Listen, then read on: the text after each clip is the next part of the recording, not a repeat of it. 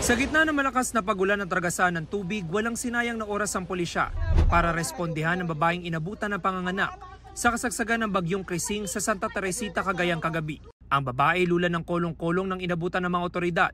Inilipat siya sa police mobile. Ligtas na nadala sa Municipal Health Center ang buntis na nagsilang ng babaeng sanggol. Maayos ang kalagayan ng mag-ina. Sa bayan ng Baggao, dahil hindi madaanan ng isang tulay na apektado ng pagtaas ng tubig ng Pared River, isinakay sa rubber boat ang isang kabaong kaninang umaga mula sa barangay Taging para mailibing ng mga kaanak sa barangay Poblasyon. Umabot sa 11 tulay ang hindi nadaanan kahapon dahil sa mga umapaw na creek at ilog.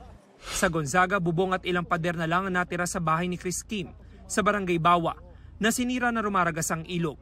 Wala silang naisalbang gamit kaya nananawagan siya ng tulong.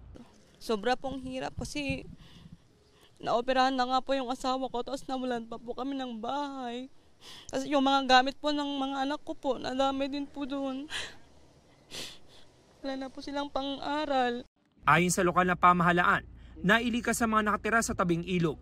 May plano na rin daw para maisaayos ang river wall na nasira ng bagyong Ophel noong nakaraang taon.